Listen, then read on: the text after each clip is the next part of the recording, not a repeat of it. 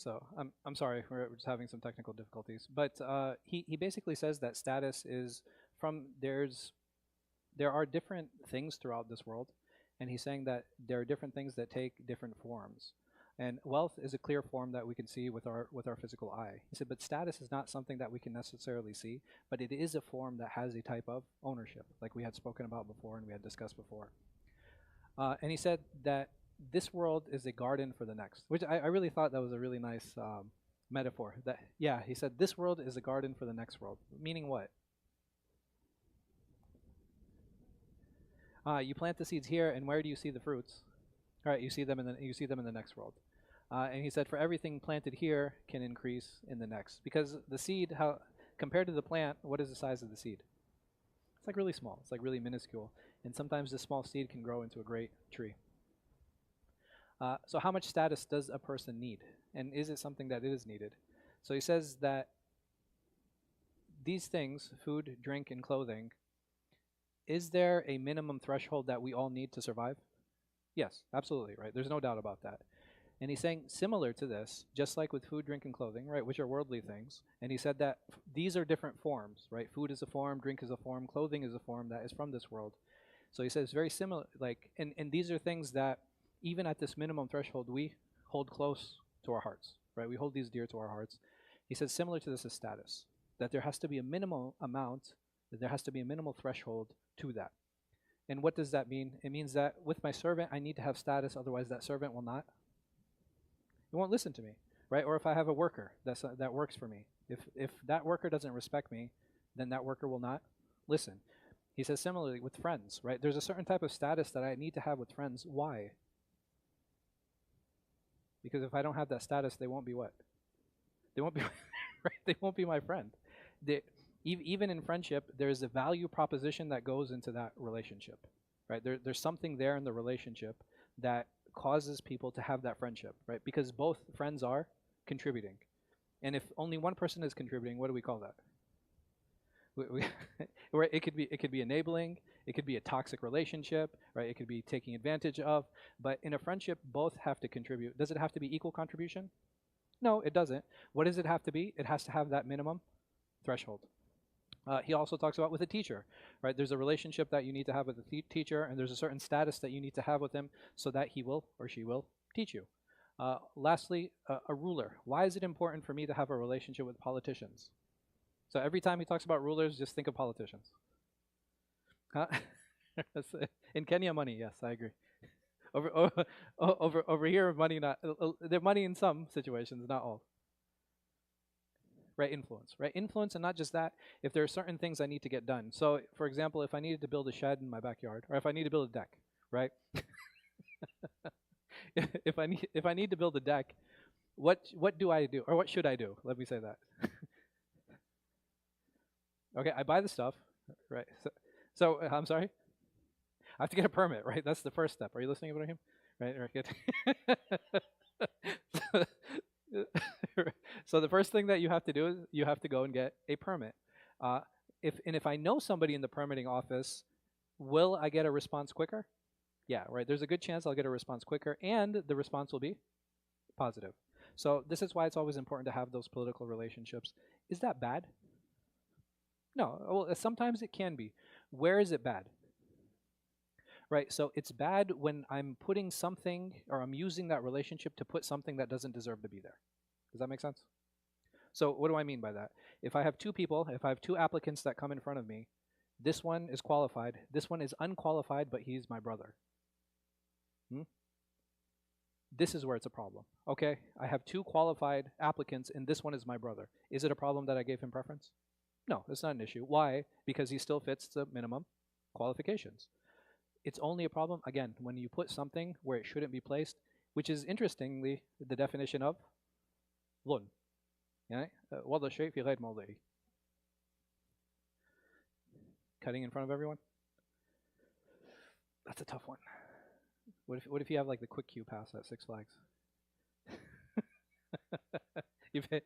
you paid for it. Okay. Or here, let me put it this way. What if I can give it to the worker because he's my neighbor and he goes and he takes care of it for me and I don't have to stand in line at all? right? It's not. There are some things that are not so black and white, and I definitely understand what you're saying.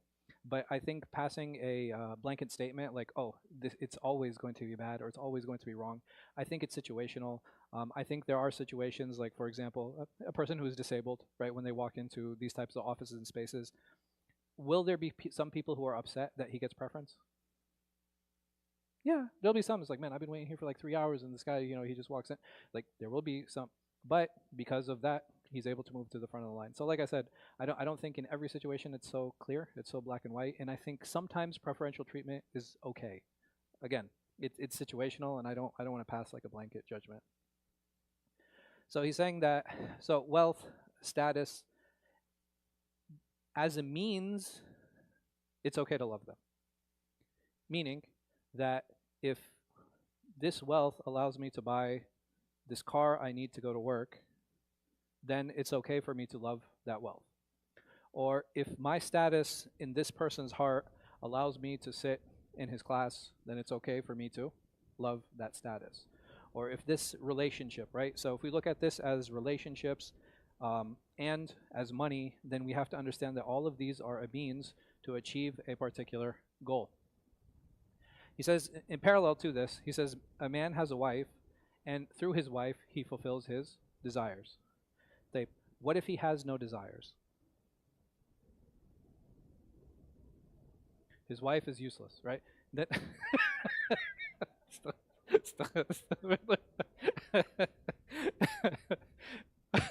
it is. I'm not really sure why he used this example. It's kind of, I feel it's very, I don't know. I see where he was going with this, but I don't think it was the best choice in examples. No, he didn't say that. Yeah. He's not, because the idea is it's not talking about the man. I mean, it's not talking about the woman here. In the same way, he's not talking about the bathroom. He's talking about like the attitude of the person, right? He's talking about the attitude of the person himself. And he's saying the same thing. The bathroom is used to take care of my needs, right? So if I have needs, I need to relieve myself, I will use the bathroom. But if I don't have those needs, if I don't have to relieve myself, what utility will the bathroom serve, right? And so that's all he's saying, right? So if this person is using this function or this facility for a particular purpose, if that purpose is gone, then the need is also gone. But he says here, okay, is it possible that a person loves his wife completely independently of that? Just loves her, without the desires? Absolutely not, right? No. So he can love his wife independently, right?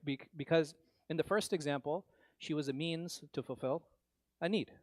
And in this example, he's saying, well, no, she can actually be loved in and of herself. And he said this also applies to wealth and status, that it's possible to love it as a means and to love it in and of itself. And what does he mean by that? And he says here, okay, well, there has to be, if we understand the minimum threshold, there has to be a maximum too. Like, so if we understand, all right, this is the minimum amount, like I need to have it, right? This is the agreement that we all have. Like I need to have status and I need to have wealth. Because without those relationships, I'm not going to be able to navigate or function in society. Without wealth, same thing, right? I can't buy things, I can't clothe myself, I can't eat, drink, I can't shelter myself. So both of these serve a purpose and both of them are important. So he said, as a means, I use it as a means to my needs. If I'm using that wealth to purchase water to drink, then it is mubah. That's fine. There's nothing wrong with that. If I'm using it to purchase food or clothing or shelter or whatever the case might be, all of these are completely permissible, reasonable means. Tayyib. He says, if I exceed my needs, so now I'm not buying water anymore, I'm buying Coke, right? Do we need Coke to survive? Right, we don't need Coca-Cola to survive. Is Coke on the BDS? Yes, it is, okay. Orange juice? Oh no, that's Minute Maid. That's Coca-Cola too. Huh? What? Vemto? Like Vimto? Pacola. Pacola, Vimto, like all those like disgusting drinks, right? So none of those made it to the BDS list, yes? So he's saying that, okay, well, these are things that you actually don't need, but I'm still using the wealth as a means to attain those things that I want, right? So in this first one was as a means to my needs, and this one is as a means to my wants, right? So he's saying even here, I cannot say it is haram. Even here, he's saying, I can't say it's haram. The most I can say that is disliked. He says the next level, if I use it as a means for something impermissible, that's haram. There's no doubt about that. And we're still talking about as a means, right? We said that there's two, as a means and in and of itself. So he's saying here as a means, if I'm using it as a means, if I use my status as a means to lie or to cheat or to take advantage of others or to steal, that's where it is clearly haram. And he says lastly, as a means, if I use it, and now this is the next level, right? So we went from mubah to makruh to haram and now to riya, which is the worst. Because what am I using as a means? I'm using my worship not to get closer to Allah subhanahu wa ta'ala, to what? To acquire status from others. This is minor shirk, right? This is riya. So this is the gradation, right? So you have permissible, disliked, impermissible, and riya, which is like a higher level of impermissibility. So if somebody goes to seek status, right? If I'm seeking status with a teacher or with a servant or with a ruler or whoever the case might be, is it absolutely impermissible or absolutely permissible? Are there cases that where it applies? And he says there are 3 cases.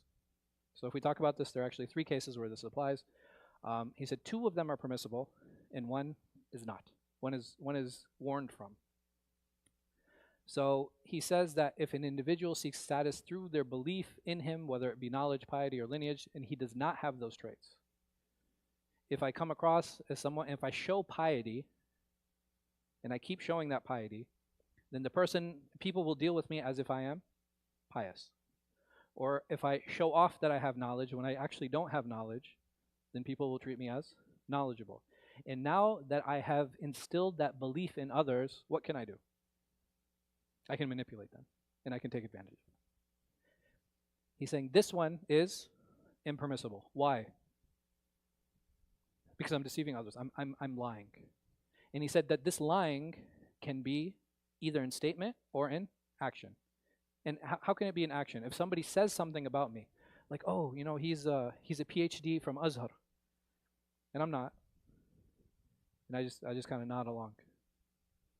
I didn't say anything. And someone might come to you, it's like you're not, but that you didn't do your PhD from Azhar. No, I never said I did, right? And this is how unfortunately some people react. But it doesn't matter. As long as I give that implication, I am deceiving others, and fundamentally I am lying. He said the first permitted scenario. He said if he seeks status with a trait that he actually possesses. And he uses the example of Yusuf. I think this is a really beautiful example actually.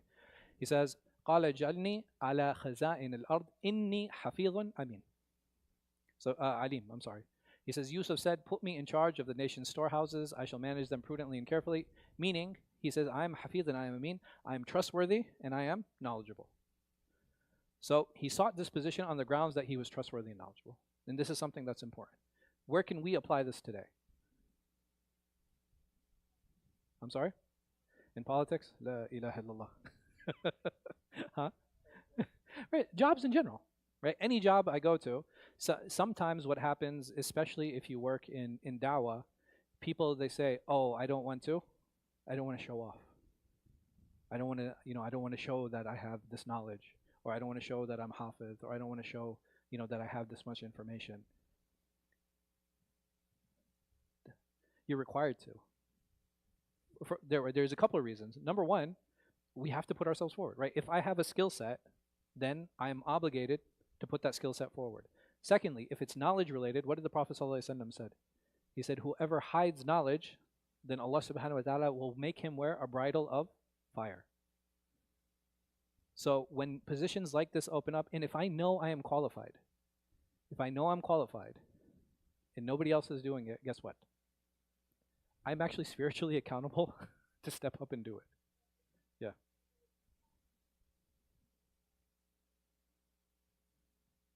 So you work on your riyah. Because you're the only one with the skill set. Right? If there are other people with it, it makes sense. But someone might be like, okay, I'm willing to do this. And the fact that a person recognizes that they have a problem with riyah, what does that say about that person? Right? Yeah, there's a sign of humility that's definitely there. Right? There's a realization that that person has. So I think that this is something that's really important. And this is one of the tricks that the shaitan uses actually so that we downplay ourselves and downplay our abilities. If I have the capability to do something, then I should step up, I should do that. And in the back of my mind and heart, I should definitely worry about what? Yeah, I should definitely worry about that. Because just imagine someone else would be like, oh, I don't have a problem with riyah. Doesn't that sound more problematic? Right? That's a bigger issue than someone who says like, I'm reluctant to take this position because I feel like I have a problem with showing off. Or I have a feeling that, I might utilize people in the wrong way. But that's a person who has some kind of self-awareness and self-reflection.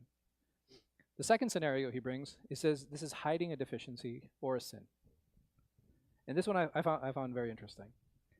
And I never thought, like, it's something I never really thought of. But if a person has a shortcoming, if a person has, like, for example, if I have a big scar on my arm, and the only time people see me is with long sleeve shirts, am I lying to people by not showing the scar?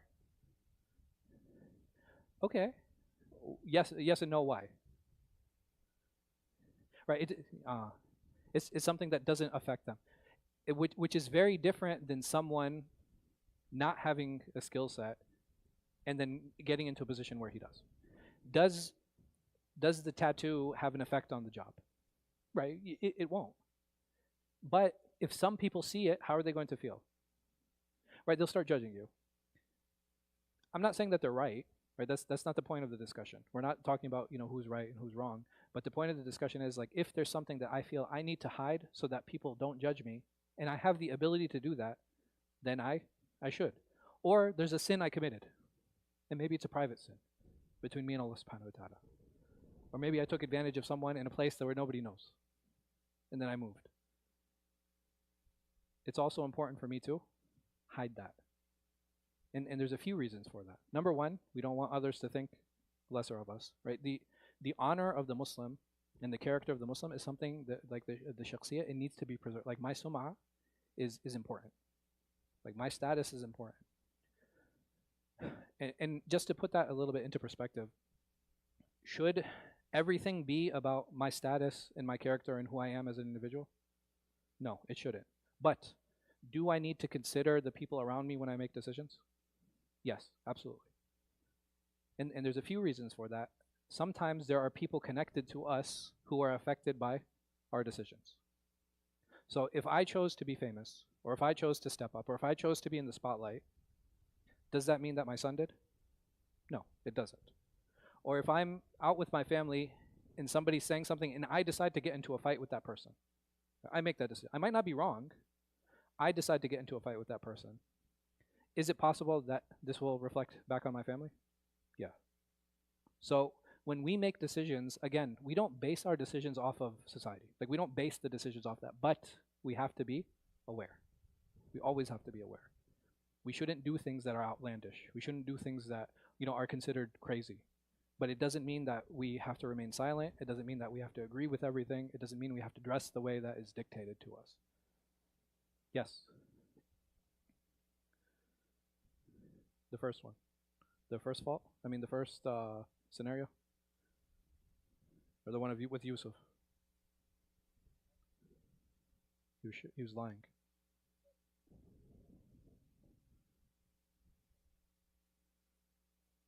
Mm-hmm. Yeah. That's a deception. That's lying. No, it still is because you're here. What is lying? Lying is giving the perception of something that is true. So when I'm in a position, I'm creating the perception that I am what? Qualified for that position, even if I don't say anything. So there's still accountability that's there. Because I have, remember, lying is changing reality. Like essentially that's what lying is, right? It's because there are only two ways to distort reality. What are those two ways? One way is lying. The other one is? I'm sorry? Mm. Mm. Mm. Here, if I have a piece of information, right, what are two ways that that information can be distorted?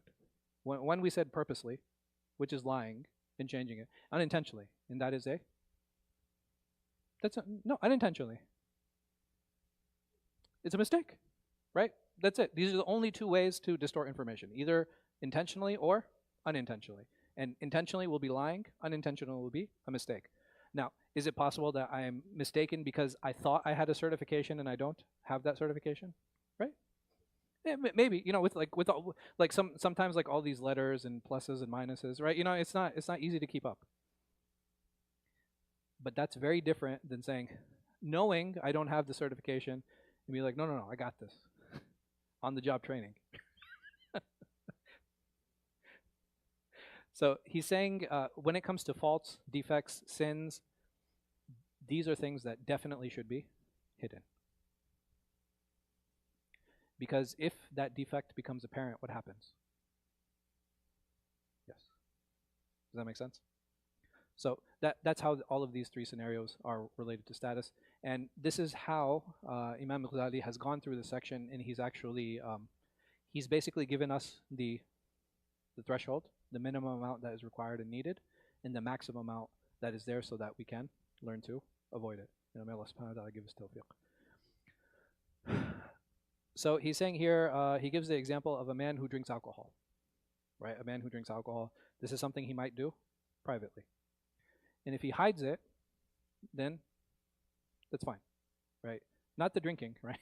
Obviously, drinking is haram, but the fact that he's hiding it is something that is completely reasonable, right? Because he doesn't want to change the people's perception of him. But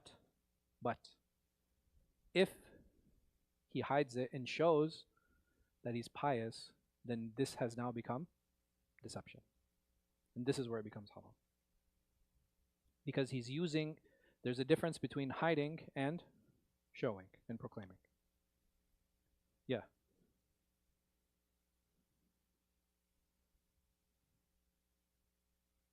Huh? Yeah. Mhm. The lesser sin.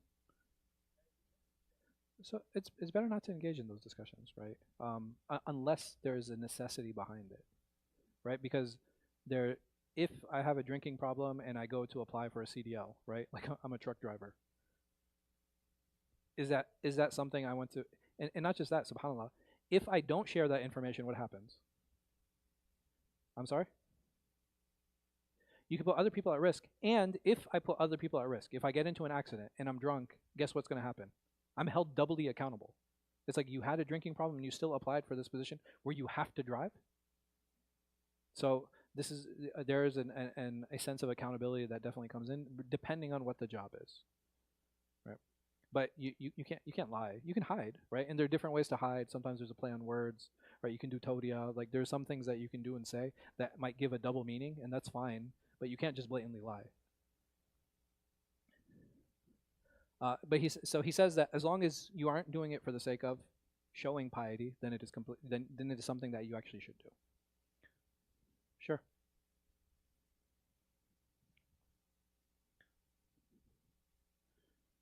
Yeah.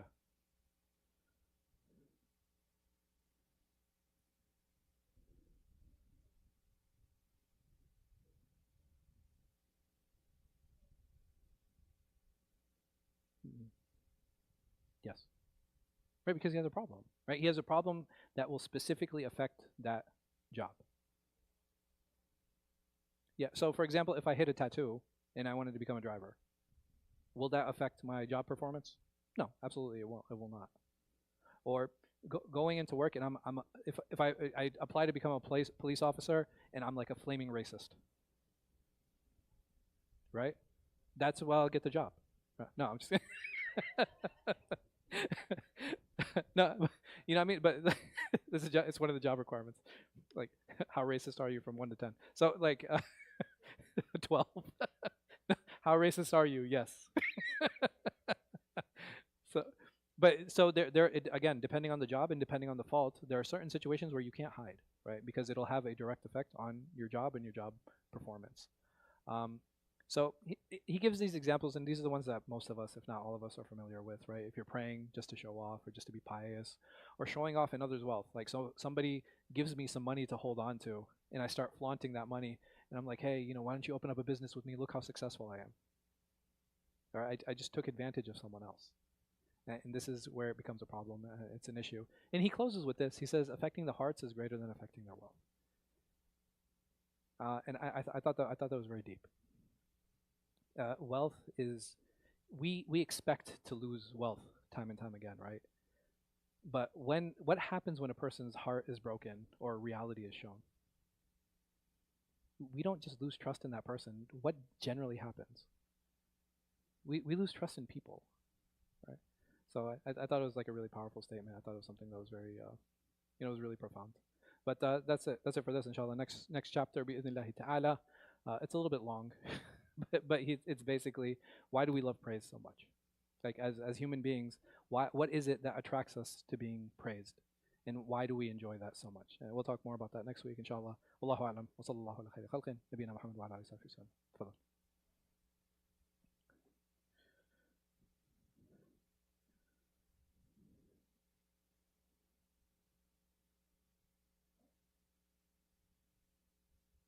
Mm. Yes. Yeah, absolutely. Actually, you're pretending that you have knowledge when you don't, or you're pretending that, or you're showing piety when you don't have it. That's exactly what that is. And Allah subhanahu wa ta'ala protect us from that. Any other questions? No. See you guys next week, inshallah. Wallahu a'lam wa sallallahu ala khayri khalqin. Nabina Muhammad wa ala alihi wa sahbihi.